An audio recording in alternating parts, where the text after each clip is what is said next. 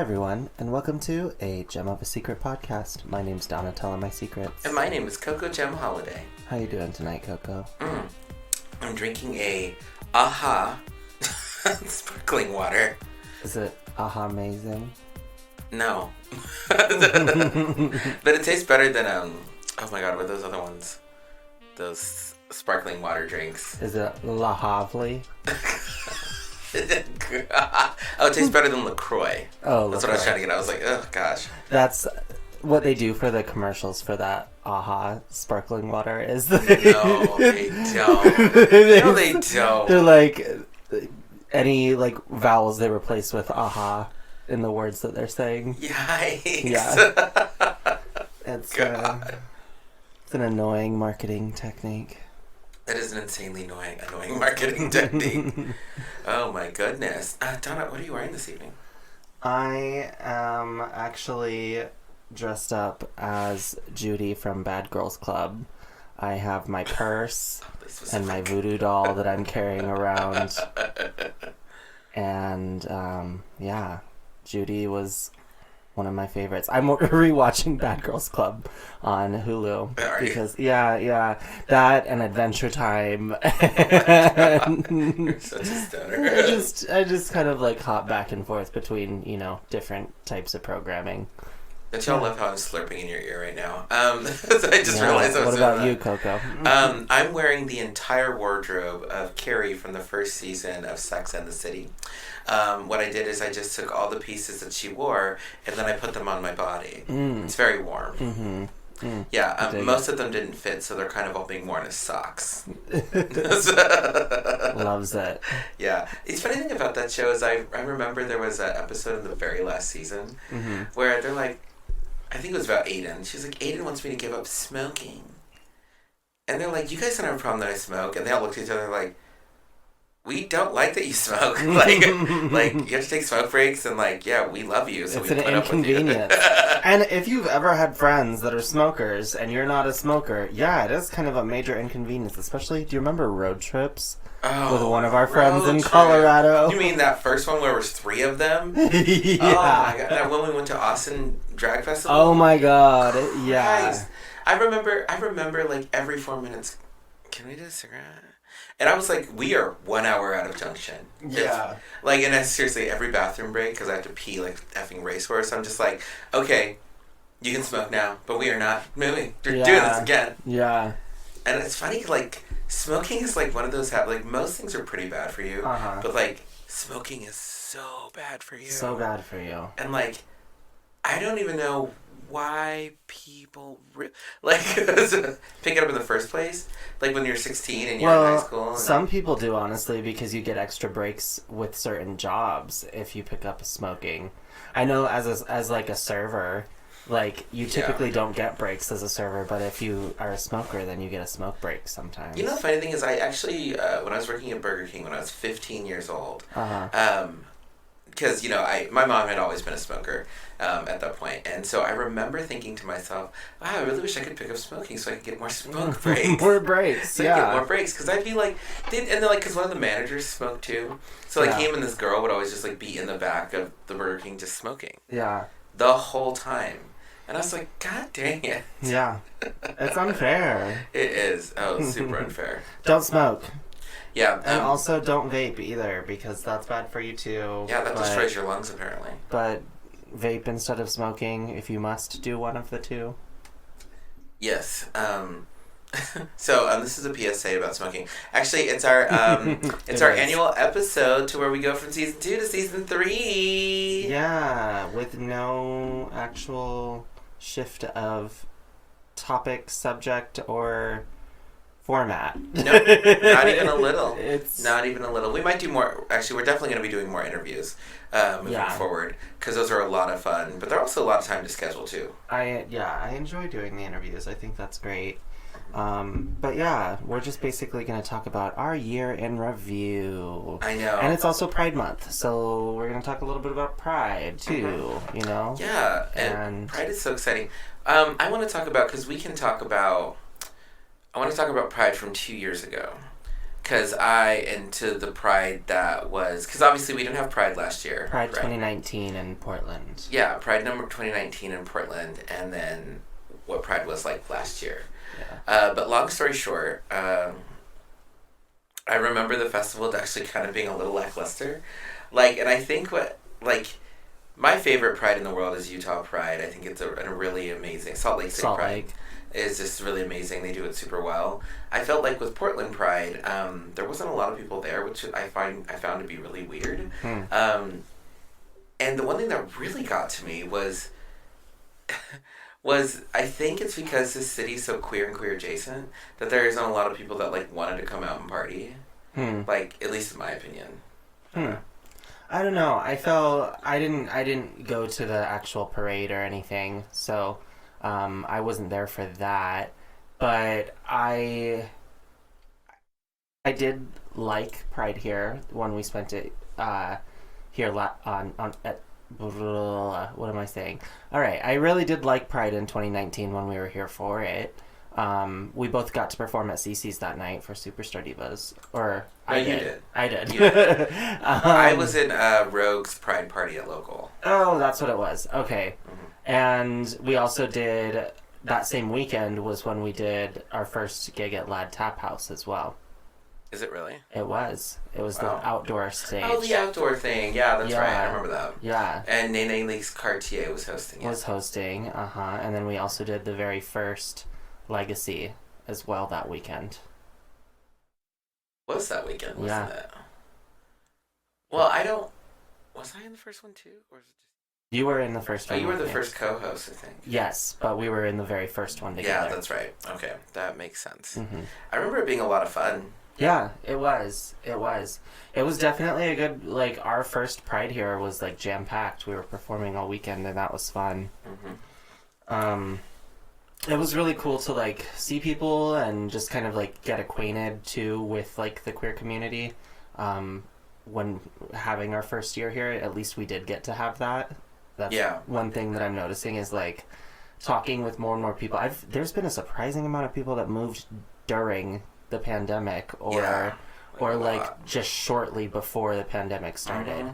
And I'm that's so sad. You haven't even really gotten to experience the city in the way that I don't even feel like I really got to experience it, even though we go during last summer we went on all those autumn adventures, obviously, so we got to see the state, not as much as the city. I feel I feel like I still haven't done a lot of in-city things, and I think it's because my friend groups don't really do in-city things, which is fine. I mean, it's cool, going to the beach and going hiking and seeing waterfalls and all that stuff is amazing. It's good exercise, but I would like to try out some new restaurants and cool hole in the walls. I've never been to the arcade place, really.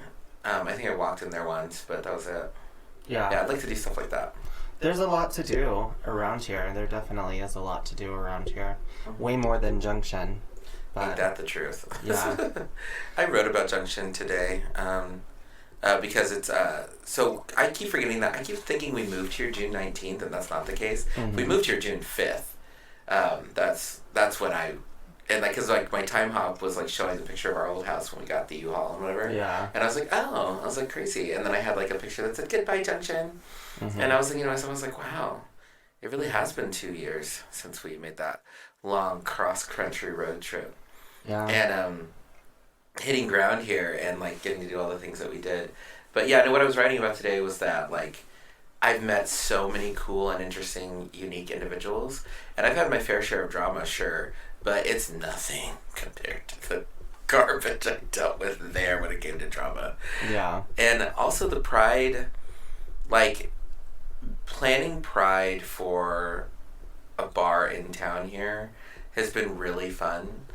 So people are sharing our events and it's just like kind of really cool. Like I was part of the Pride board in Grand Junction, but like there always was like this risk, you know, because like it's a conservative city, and like even though Pride is an amazing thing, it just is like And so I think it was Willamette Weekly. It posted like several of the events that locals doing this month for Pride, and I was like, that's so cool. Yeah. And I was like, oh, Friday. That's awesome. Yeah. Yeah. But obviously 2 years ago when we got here, we weren't involved in the scene literally at all, except for a couple of bookings here and there. Yeah. Yeah. We're like nobody is. Yeah, how did you feel about kind of last year having the break from it? I think last year we did an episode where we talked about Pride, and I feel a little bit more like disconnected from Pride. Obviously now not being someone who drinks, and that still is a big part of Pride, you know. Mm-hmm. It's like the whole bar hopping experience, going to a parade and all of that, which the parades don't have to have any alcohol in them, but I digress. But it is still a very alcohol-centric event. And even last year I was kind of talking about how I feel like I've kind of outgrown Pride in a lot of ways. Like, it's not as exciting as it was for me when I was younger. I think when I was younger I was in more of like a party mode. I really like to now kind of take more time to recognize why we celebrate it. I think. For me it's a little different. The whole relationship aspect. It's really nice to be in public spaces, like with my partner and like holding hands and celebrating. Mm-hmm. So those parts about it are cool, but it is definitely different than 10 years ago for me, when I'd be like trying to be as cute as humanly possible, so for the potential of somebody to hit on me. And then, of course, copious amounts of drinking, which I never really liked drinking at Pride anyway, because every Pride I've ever been to has always just been so freaking hot. Mm-hmm. Like, oh my God, so hot. Yeah. And even the one here that we were at, that first year that we were here, I posted a photo of me from that day, and I was like, I had that umbrella that I was using for shade, and my face was melting, and we were in drag that entire day because we had the church thing earlier that morning as well. Wow. Do you remember that? Oh yeah, the thing with Ray. Yeah. Oh yeah, we have pictures from that. We do.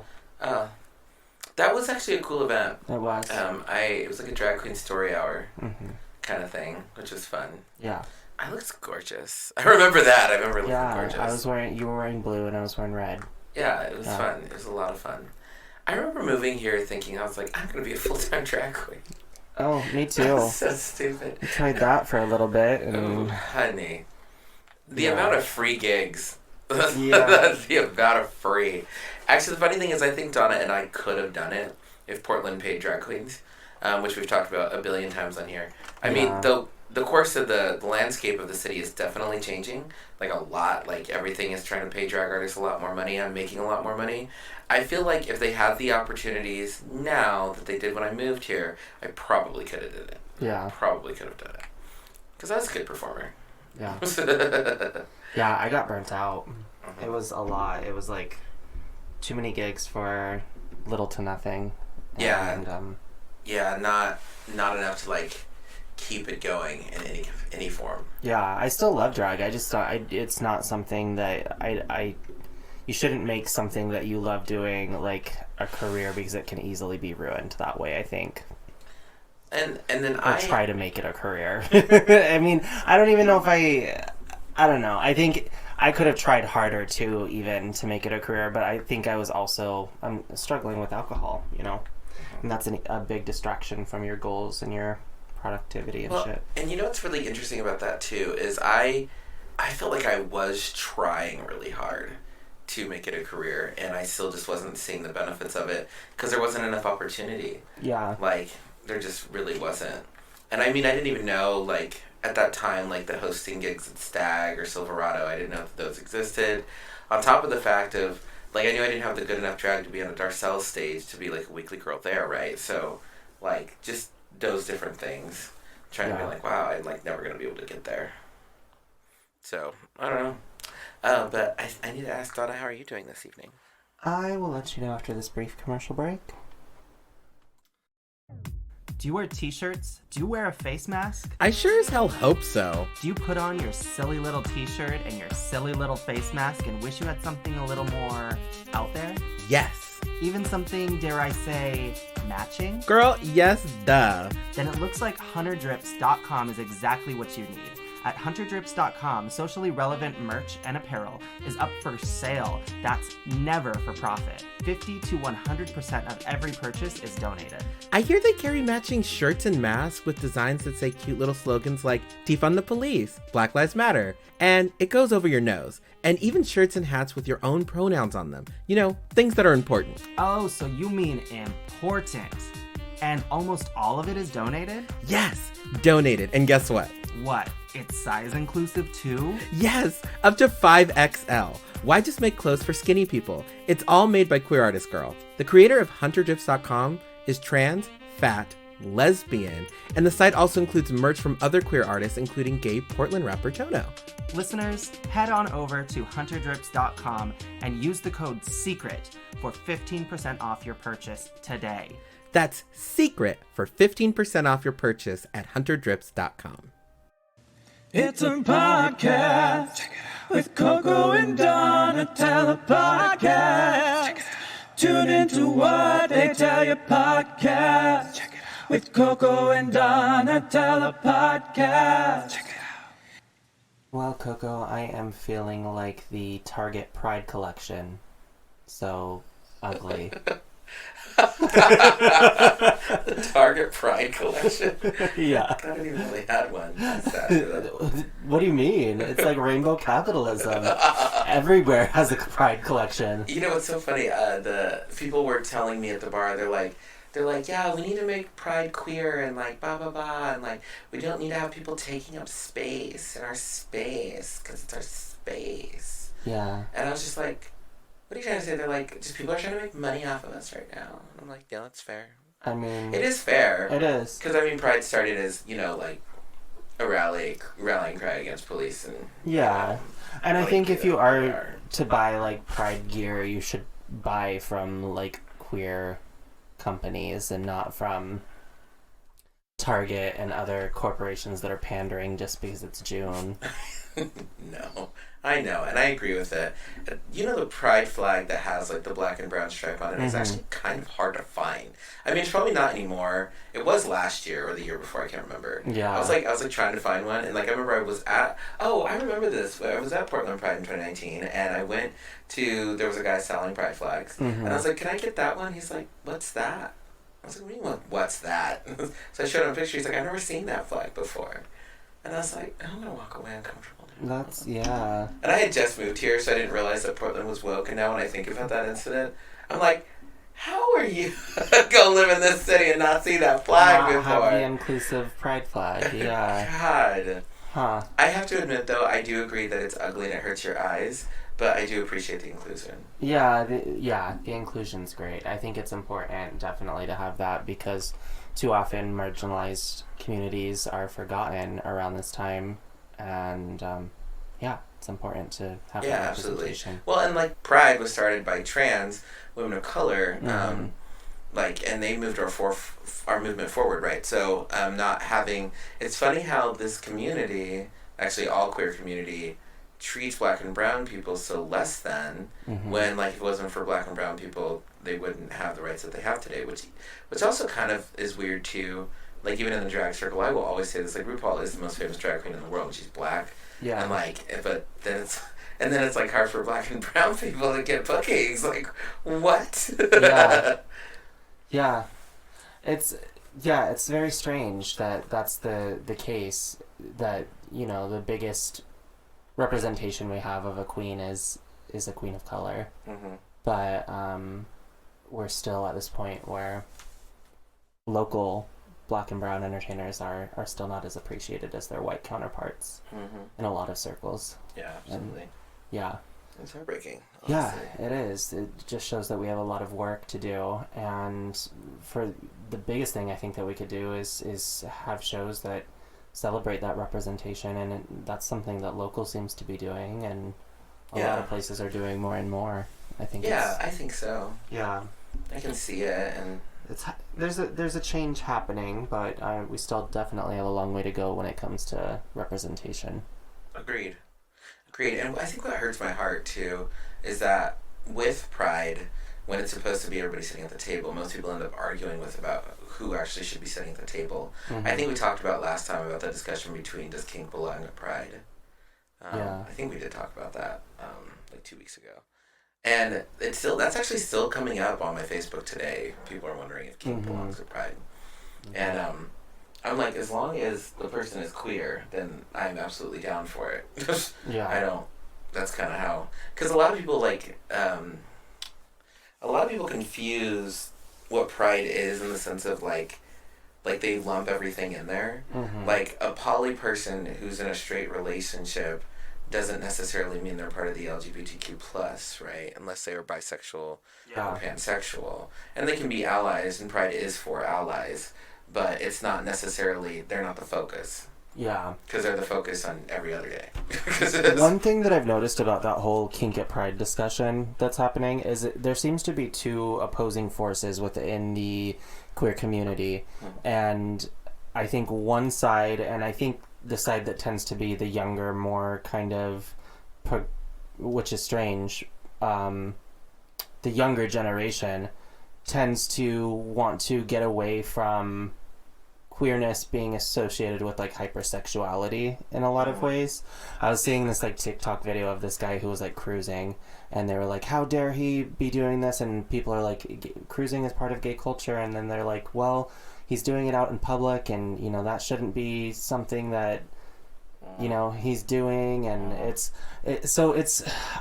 interesting because it's like you have these two different forces that are kind of going against each other. One that is like queerness should not be associated with hypersexuality, and then others that are like hypersexuality has always been associated with queerness, and there's parts of it that are embedded kind of into queer culture. So well, I think what bothers me about the discussion is that the one thing that queer people were allowed to do was have sex, and even that was technically like considered illegal, or whatever. Like queer people were allowed to have sex, and so sex is very heavily ingrained because all queer sex breaks the taboo and norms, right? And so Pride is an opportunity for people to feel more free, and being queer actually does come with a lot of sexual liberation. And like cruising existed because our sex was deemed to be inappropriate, right? Like that's why all those things exist in that way. Cruising wasn't specifically just because somebody wanted the public sex exhibitionist. They didn't want to be an exhibitionist necessarily. Sometimes it was the only way. Right, to have companionship. So like when people start trying to police that, it does get uncomfortable because it's almost like we forget our roots. The minority of people, like, and there are those people who obviously do want the insanely heteronormative, like, marriage, white picket fence, and 2 kids, and that's fine. That's absolutely the assimilation. Fine. The assimilation, and I do, and I know that people will be offended by the term assimilation with that, but I mean, you can absolutely want that. That's true. I think in a way, though, it is heterosexual assimilation. It is. Well, I mean, because that's all we're seeing in every bit of media, TV, books, everything is the married with, you know, white picket fence and 2 kids. Like, that's like the American dream, right? So that is assimilation, and if you want that, there's nothing wrong with that. It's just that you have to recognize that has been fed into us from the second we could understand. Yes. Like anything. Yes. And I think actually it kind of makes sense that younger people are kind of more against the hypersexuality associated with queerness, because I remember at a younger age that being all I ever wanted too. Like, I was like, oh, I just want to have a partner, and then maybe one day we can adopt kids and we can have that, because it's like, you know, like that's what you're taught. I think that dream of like having an ideal like relationship that I wanted for myself didn't go away when I came out. I think that it was something I wanted to kind of model whatever I was going to have off of like the love that my parents had for one another. Because, I mean, say what you will about, you know, the traumas I've experienced growing up, but my parents always were, you know, there for one another, and their love is like the type of love that I think I wanted as a young kid. And then the more that I grew up and came into my queerness and came into my own identity, I realized that there are a variety of different relationships that I could have in my life that would kind of fill that void and fill that hole. I mean, not that that's what you should do when you're looking for a relationship or anything like that, but there's love can come in a multitude of forms, and who am I to judge or reject it, because it could be a good fit for me. So Yeah. all because it was taught that we were only supposed to have one partner and we were to be monogamous, and that was it. And Yeah, like, I think it's weird that we weren't even taught to, no kids, straight or otherwise, is taught to enjoy sex. yeah, Like, yeah, we're taught about it. I remember a teacher said it can feel good, stuff like that, and, like, you're never really taught to actually enjoy sex. And when the thing is, like, there are very real consequences from straight sex, because the majority of people can have children, right? Yeah. So, like, I've recognized that, like, I really do, that straight people are really terrified of having children. Like, that's a thing. And, like, we, as queer people, got terrified in our generation of, you know, HIV. So there were on both sides things to be terrified about, but the thing is, like, most queer kids learn at a very early age that contracting HIV is actually kind of difficult. yeah. So it's different than having children in that sense. And children are a thing. Like, they're people. Like, Yeah. you're creating people. So it's a different discussion. And I think that people really didn't recognize that either. Like, our fears were very different than the straight fears. Definitely. Especially when it came to sex. Like, I mean, that's specifically, and relationships.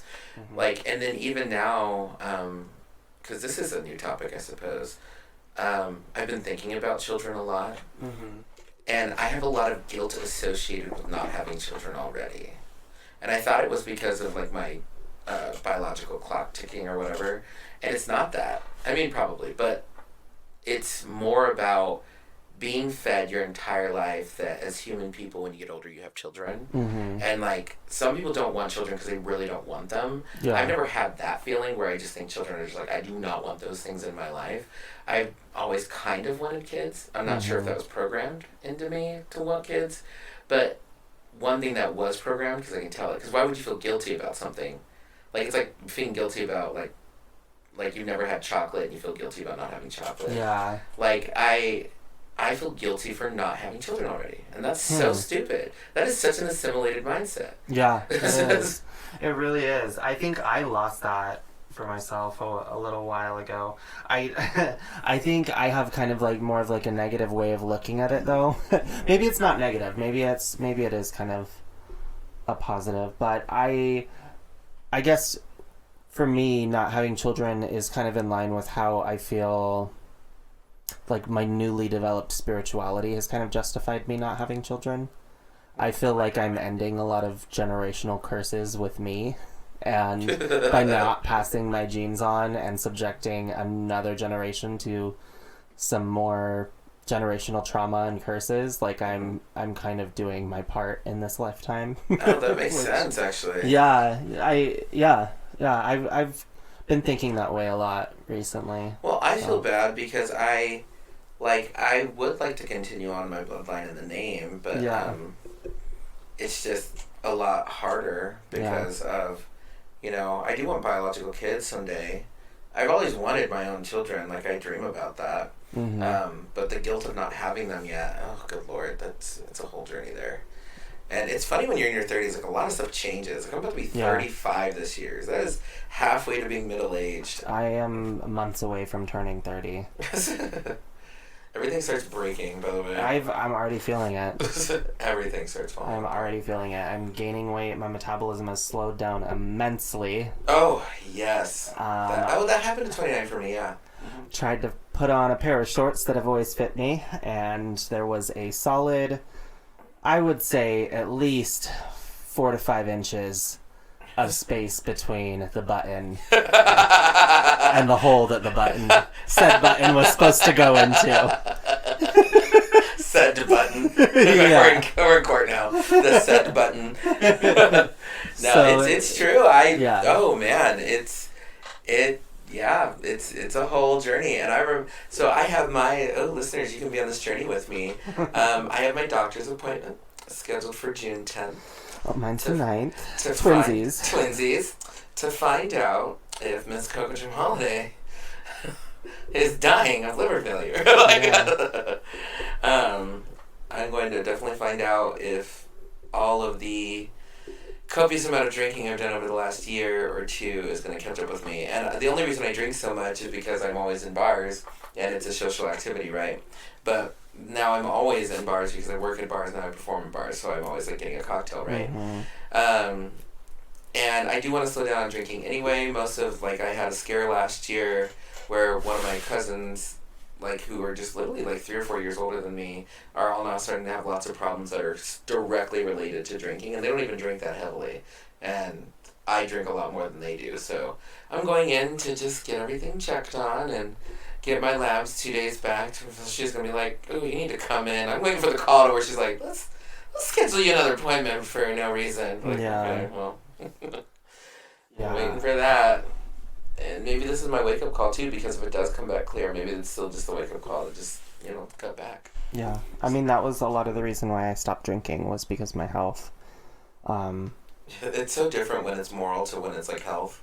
Like, when it's just, like, Yeah. you're like, I just don't feel like I'm making great decisions, and I've, like, really fucked up my life, to your doctor being like, if you don't stop drinking, you will die. You're like, okay, well, this sounds fine. Yeah. And I hadn't, like, even quite gotten to that point, but, like, definitely to the point where my liver is not where it should be. And that's scary, like, It's that's terrifying. it's really scary. And so that was a lot of the reason. And then also just there was the moral stuff behind it as well, because I had wanted to stop drinking and tried to quit drinking multiple times, but never for like a sustained long amount of time or ever again like I'm doing right now. So it's different. Yeah. Yeah. But I think that's the biggest thing too, is like, we were just talking about Pride and these events. I would love to celebrate, but I would like to celebrate in a way that is safe for me. And so I think from here on out, for me, Pride means like going on a Pride camping trip or doing a Pride barbecue or something like that. But not doing the whole bar hopping, and maybe going to a parade every once in a while, but Pride is going to mean something different for me from here on out. I always did like... But here's my thing, though. The festival and the parade for me was never really about drinking. Yeah. Like, I did it at those when I was younger, but usually when I got older, I don't, like, spend time in the beer garden. And most places don't have open beer liquor licenses, so you can't walk around with liquor anyway. Yeah. And, like, because I do like going to the booths. I like seeing that there's a queer chorus or a queer doctor's office, something like that. All those things you didn't even know existed, or that the fire department has this program or something. I did like those. Yeah. I was never a huge fan of the parade, but as I got older, it was kind of cool to see all the dancing, and I don't know, people seem to like parades. I was never really that girl, but Yeah. I don't know. That part I do still, that I will miss this year. I would love, now that I have more friends, I would love to, because when we first did it, we'd only been here a couple weeks. Mm-hmm. And then... Yeah, we didn't know anyone when we were down there. We were Yeah. like, oh, this is cool. Don't know anyone, but... Yeah, and then this next year, they obviously we didn't have it, and so now I'm finally filling my Portland notes. I have lots of friends, and no. So, Yeah. but I think that brings us to the end of our episode. I think it does too. Thank you for tuning in this week, and happy Pride. I mean, I'm sure we'll have some more discussions that are Pride related this month, and tune in next week with an all new season of A Gem of a Secret podcast. Bye, listeners. Bye. This has been another episode of A Gem of a Secret podcast. The hosts of A Gem of a Secret podcast are Donatella My Secrets and Coco Gem Holiday. You may follow Donatella My Secrets at Donatella_My Secrets on Instagram. You may follow Coco Gem Holiday at Coco Gem Holiday on Instagram. Original music by Touche Douche and Party Favors. You can follow them respectively at The Touche Douche and at Party Favors Music on Instagram. For more exclusive content, visit www.agemofasecretpodcast.com. That is AJEM of a secret podcast.com. Be sure to tune in every week on Thursday for a new episode wherever you listen to podcasts. If you have any comments or questions, email us at agemofasecretpod@gmail.com. please don't forget to like, rate, and subscribe. Until next time, goodbye.